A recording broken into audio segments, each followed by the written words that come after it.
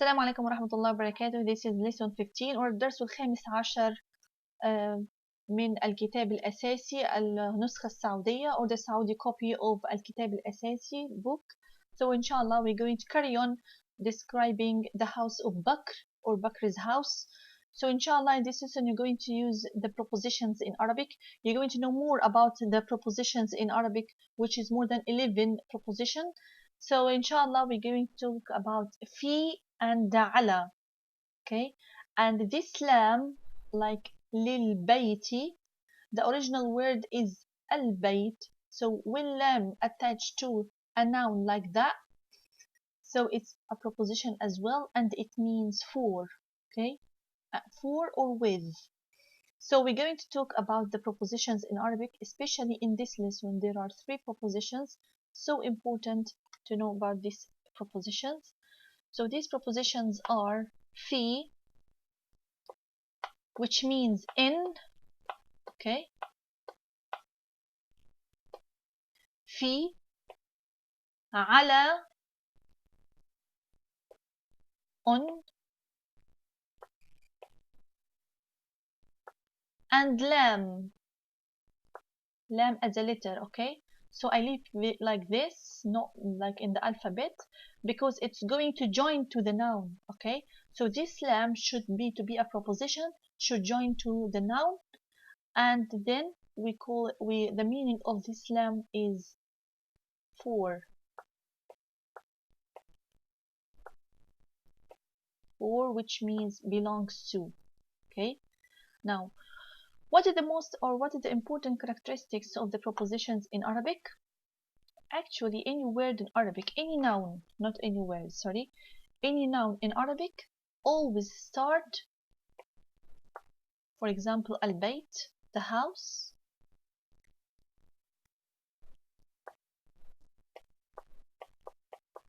What is the proper haraka or tashkil? Tashkil means this haraka that comes on the top of the last letter and may help me to read or pronounce this word or this letter properly. So always the normal haraka is dhamma. Okay, it is dhamma if there is alif lam. Okay, because of alif lam it's dhamma. Okay, and without alif lam will be tanween dhammatan or 2 dhammas. So this is the normal case of the nouns in Arabic. Okay, grammatically it's treated like that. So without alif lam will be then 2 dhamma. Okay, baytun, 2 dhammas. Okay, if alif lam, so 1 dhamma, and if there is no any alif lam will be 2 dhammas. And what is the difference between them? With alif lam this will be definite, so al baytu, the house. Without alif lam will be baytun, a house. Okay, so alif lam and dhamma give me definite noun, the. Or sorry about that, I'll make it better in blue because the articles of the definite is in blue, so will be the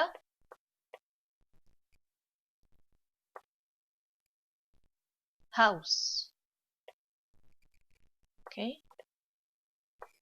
the house. And house come again in the second one, but in this time will not be definite, it will be indefinite because there is no any alif lam. Okay,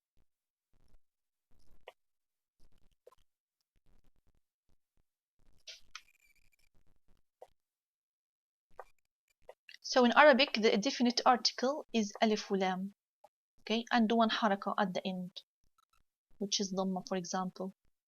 And the article of the indefinite in Arabic is tanween. Okay, so this is not the, this is a house. Okay, so al-baytu, the house, baytun, a house. Okay, so this is definite and this is indefinite. Okay,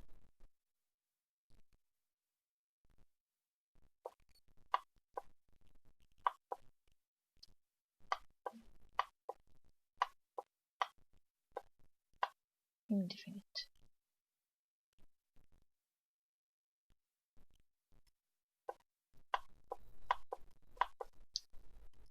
Now, we said that if there is no any haraka, or if there is no any words, or if there is no any prepositions comes before the noun, so the normal case will be dhamma. Now, if one of the prepositions comes before the noun, what will happen? If one of these prepositions comes before the noun, for example, fi, if he comes before al-bayt, so it's no more dhamma then. So will be fil bay.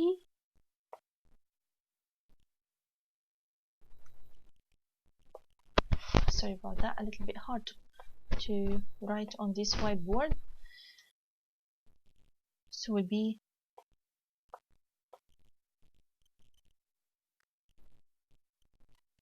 fil bay, and instead of dhamma will be kasra. Okay, why kasra here and dhamma here? Dhamma here because noun is starting with the noun, there is no any preposition before it. But here because preposition comes here, so it changes this dhamma to be kasra. For the indefinite nouns. Now, what about the indefinite noun? What about the indefinite nouns? So will be fi, then will be fi. Instead of double dhamma, it will be simply double kasra. Okay, so will be fi baytin. Okay, instead of tanween dhammatan, will be tanween kasratan, double kasra. Okay, and what is the meaning? The meaning definitely change. Al-baytu means the house. Fil bayti means in the house. Baytun means a house. Fi baytin means in a house. Okay, so this is the difference. Now ala is on, will be exactly the same. Just I'll change the preposition here, becomes instead of fi, it will be ala. So let's check what the changing. No changing, I just add the preposition. Okay, ala. And exactly like fi, if ala as a preposition comes before the noun, so changing the haraka into kasra if it's definite with alif lam, or double kasra if it's indefinite without alif lam. So will be ala al-bayti, ala baytin. What is the translation? Al-baytu means the house. Ala al-bayti means on the house. Baytun means a house. على بيت means on a house or on house. Okay, lam is exactly the same. It's a preposition, so what I'm going to do is adding lam. Okay, so if I add lam, there is no difference between the definite or indefinite, so they both will be للبيت.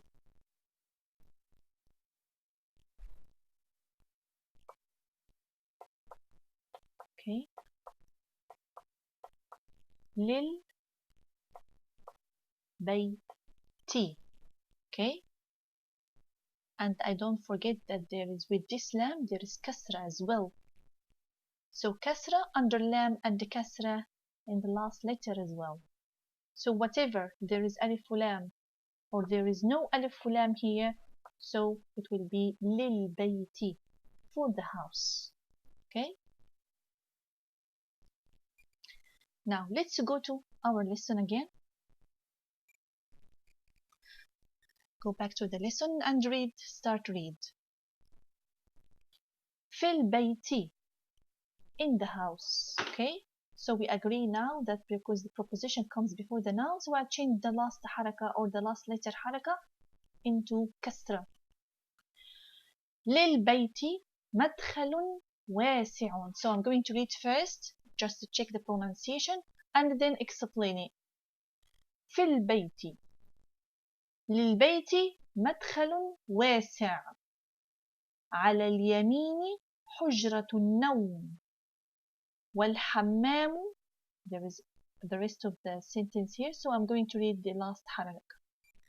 على اليمين حجرة النوم والحمام ودورة المياه.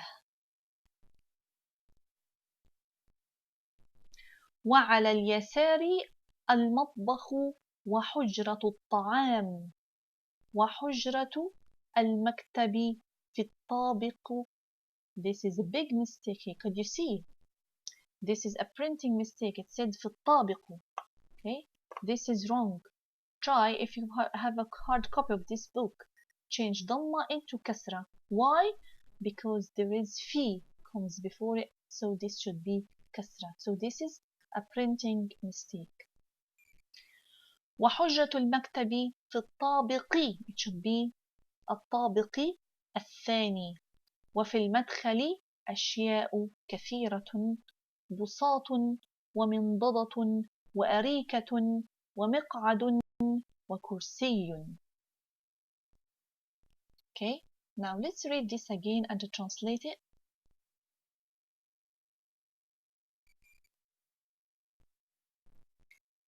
في البيت in the house. للبيت مدخل واسع. Now, although there is tanween here, double dhamma, but I don't pronounce it if there is, I'm going to stop, or if there is full stop, I'm not, if there is any full stop, or if there is, I will not carry on reading, so I don't pronounce the last haraka, whatever, tanween, whatever, fatha, kasra, dhamma, I don't pronounce it, okay? I imagine there is sukoon, okay? So I don't say للبيت مدخل واسع. No, if I will stop or ending the lesson, ending the sentence, so I say للبيت مدخل واسع. Okay, I pronounce it if I'm going to carry on. للبيت مدخل واسع على اليمين حجرة النوم والحمام, like that. Okay, but if I'm going to stop reading, so I have to add sukoon to the last letter I'm going to read. للبيت مدخل واسع. For the house or belongs to the house, there is a wide. واسع means wide. Okay, مدخل entrance. Could you see here the picture? So suppose this is the door and you come in, you find a wide big entrance. So واسع, Arabic word, means wide. What is the opposite of واسع? So here this is واسع. Suppose this is road or street, so we call it واسع because it's wide. واسع. Okay, now the opposite of it, if the road is narrow or small, we call it ضيق.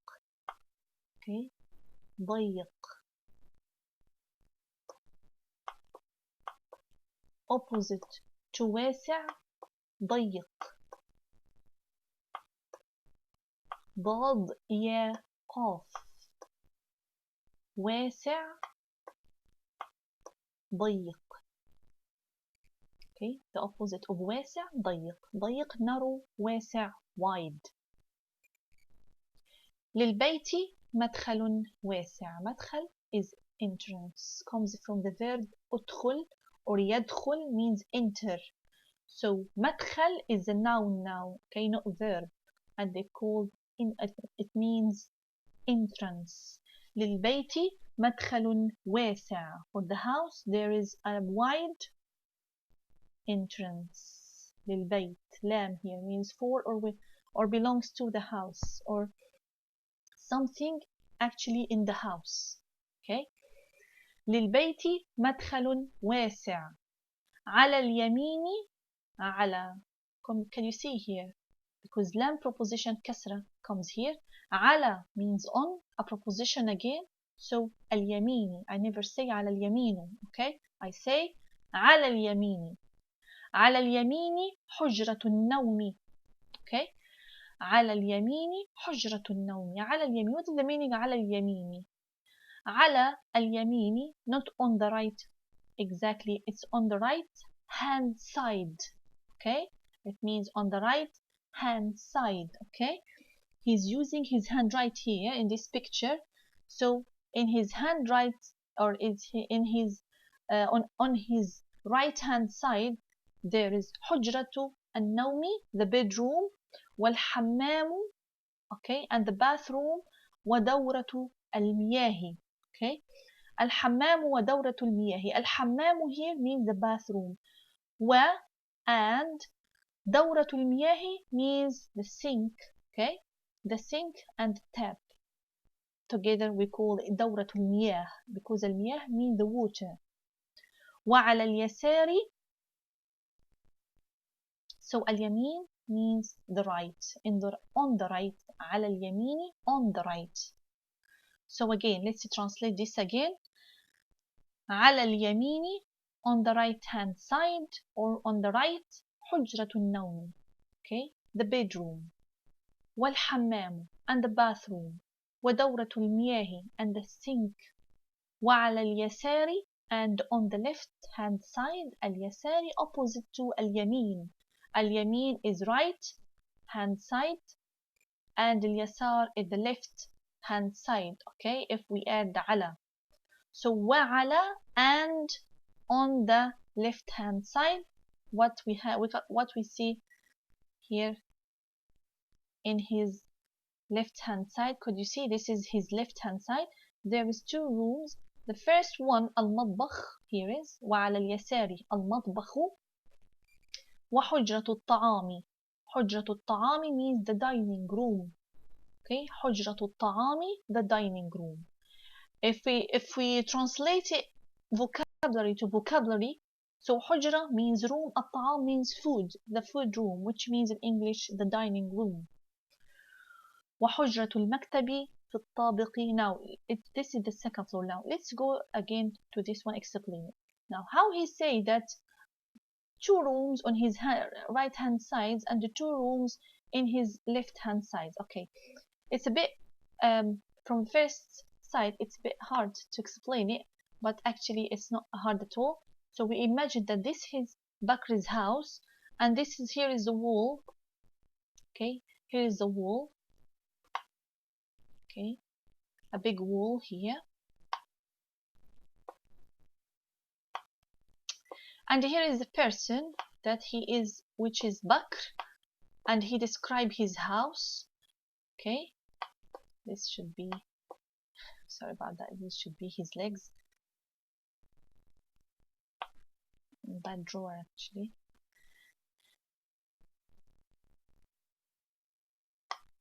This should be his legs and this should be his hands. Okay, so this is his right hand. Okay, this is his right hand side and this is his left hand side. Okay, so in his right hand side there are two rooms which he described it before. حجرة النوم, this is حجرة النوم. على اليمين, on the right hand side, حجرة النوم. Okay, حجرة النوم.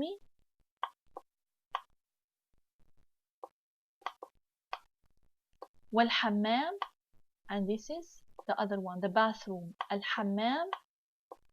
And in الحمام, inside the bathroom, دورة المياه. Okay, الحمام ودورة المياه, they both in the same room. Okay, because definitely الحمام or the bathroom contains sink and taps. Okay, so this is غرفة النوم and this one is الحمام ودورة المياه and دورة المياه, which is the sink and the taps. This is in Bakr's right hand side. Okay, in his left hand side there is another two rooms. Okay, على اليسار. Okay, in his left hand side, which is على اليسار, there are two rooms, المطبخ. Okay, as he said, المطبخ, وغرفة الطعام. Okay, dining room. Could you imagine now? So Bakrin stands here in the middle, and in his right hand side there are two rooms, which is the bedroom and the bathroom, and in his left hand side there are another two rooms, which is the kitchen and the dining room. Okay, this is how you can see here in this picture, because it's a bit confusing, because you think that there are two rooms, one of them should be in the right and the other one should be in the left. No, there are two rooms in the right and two rooms on his on Bakrin's left hand side. So let's read this again for last time. على اليمين, on the right hand side, حجرة النوم والحمام ودورة المياه. الحمام ودورة المياه in the same room. وعلى اليسار, on the left hand side, المطبخ, the kitchen, وحجرة الطعام, and the dining room. Okay, this is about these four rooms. Now, what this is talking about the first floor. Now, وحجرة المكتب في الطابق. Again, في الطابق should be في الطابق الثاني. Okay, وحجرة الطعام and the sorry, not وحجرة الطعام, وحجرة المكتب في الطابق الثاني, and the desk room or the office room. المكتب here, المكتب here, we said that المكتب means the office. So when we say the وحجرة المكتب, it's usually the study room. Okay, this room with it, which contains desk, so it's used as office, it's used as a studying room, so it's used for many purposes regarding to reading and studying. So وحجرة المكتب and the desk room or the study room. في الطابق الثاني. في الطابق الثاني. الطابق means floor. الثاني the second. So وحجرة المكتب in the second floor.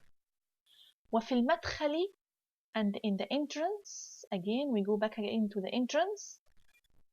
أشياء كثيرة. What is the meaning of أشياء كثيرة? Many things. Okay, أشياء means things. كثيرة, many. Okay, or a lot. Here it means many. وفي المدخل means you can see in the entrance many things. Or there is in the entrance many things. بساط, this one called بساط, and there is another word for this which is سجادة. Okay, carpet. بساط means carpet. ومنضدة, here in the middle, we learned before what is the meaning of منضدة. وأريكة, this big one is أريكة. أريكة is the big sofa, okay, that contains or that more than two persons can sit on it. This called أريكة. And in my Egyptian accent we call it كنبة. كنبة or أريكة. This big sofa that more than two persons can sit on it. ومقعد, okay, this is small sofa, okay, that one person only can sit on it. وكرسي, chair. Okay, وكرسي means chair. وحجرة المكتب في الطابق الثاني. وفي المدخل أشياء كثيرة. وفي المدخل أشياء كثيرة. We agree that if we stop, we don't pronounce the last حركة, we just read it like سكون.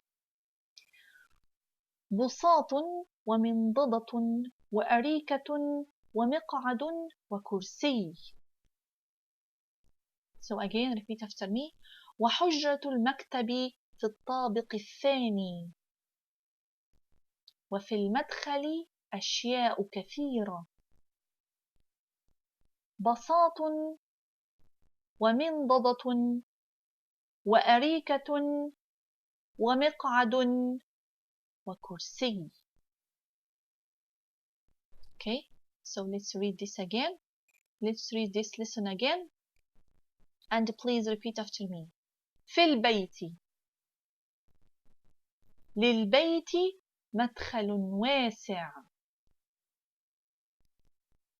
على اليمين حجرة النوم والحمام ودورة المياه.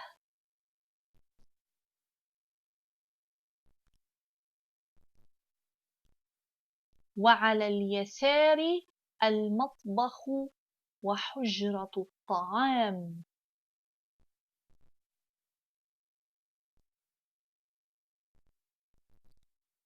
وحجرة المكتب في الطابق الثاني. وفي المدخل أشياء كثيرة. بساط ومنضدة وأريكة ومقعد وكرسي.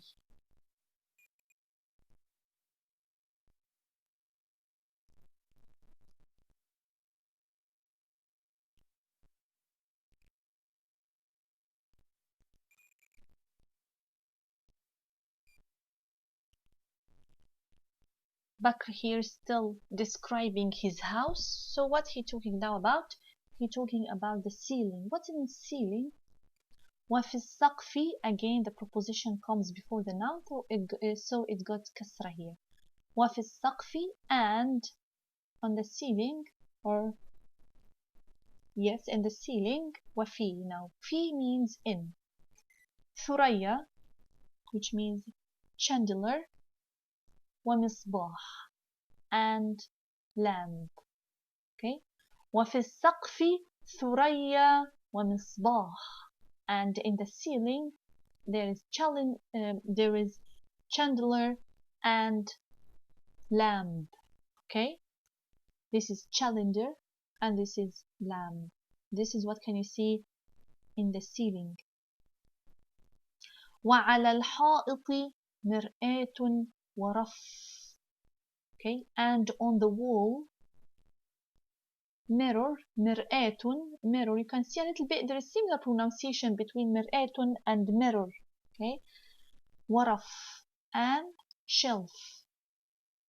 Okay, rough, shelf that carry things on it. Okay, like books, magazines, things like that.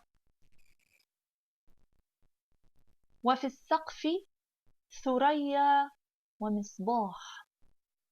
وعلى الحائط مرآة ورف. Okay.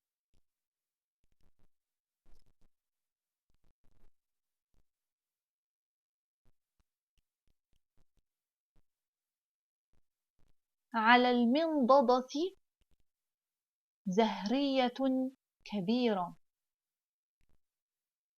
Okay, this is المنضدة. Okay, the table. On the table which is in the middle, can you see in the entrance there are many things. He said أشياء كثيرة. في المدخل أشياء كثيرة, many things. One of them was المنضدة. So what on the المنضدة? We saw there is something in the المنضدة when in the entrance. Yeah, could you see? Here is big vase. Big vase. So now he take things in details now. على المنضدة زهرية كبيرة, and on the table there is a big vase.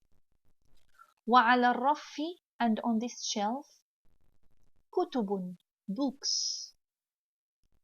ومجلات, here and. Okay, so it's مجلات means magazines. ومجلات, and magazines. Okay, magazines.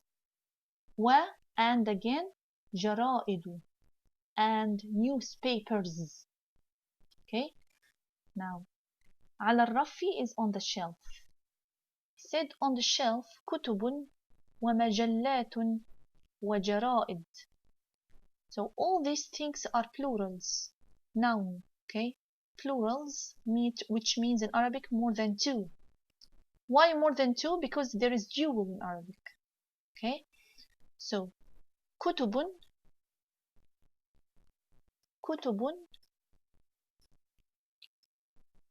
is the plural of kitab. Kitab is one book. كتب, books. كتب, books.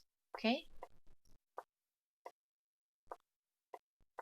but kitab, one book.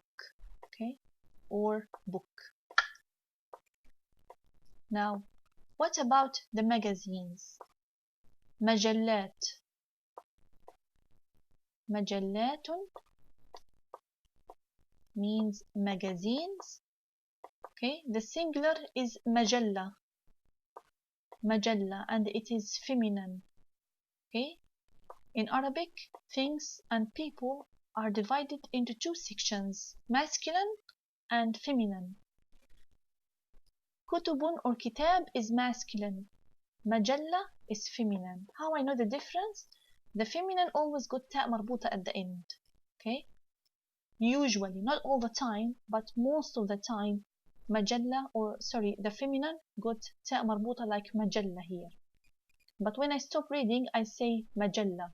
If I carry on, I say مجلة وجرائد. Okay, for example. So مجلات is magazines, مجلة magazine. Okay, this is plural and this is singular. Now, what about جرائد? جرائد is newspapers. Newspapers. Sorry. جرائد. This is plural again. Okay, this is plural. And this is plural. Okay. This is plural.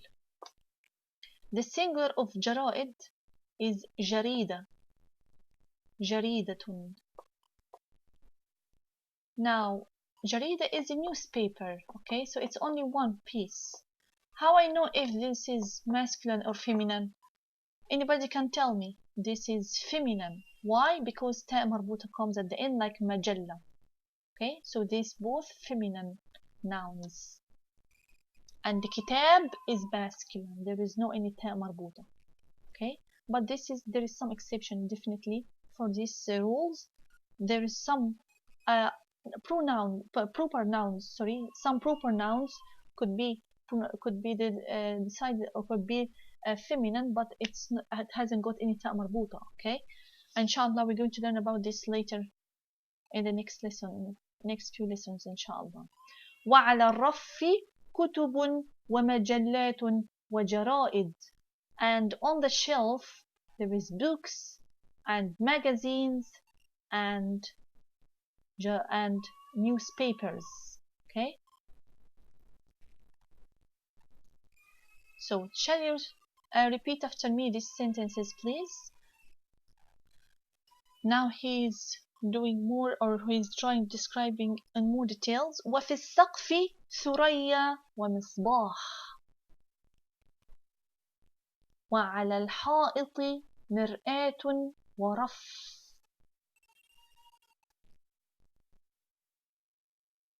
على المنضدة زهرية كبيرة وعلى الرف كتب ومجلات وجرائد. Okay.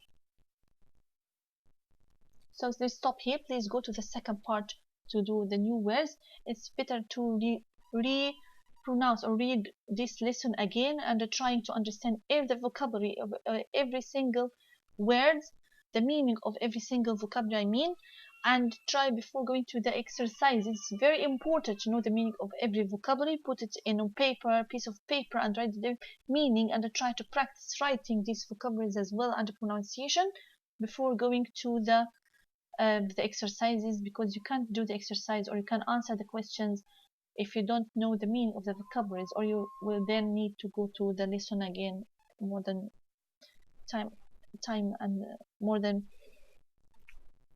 every time you need to go to the lesson again to check from the picture the meaning of this vocabulary, so it will waste your time. So please revise this lesson and read it again before answering the questions.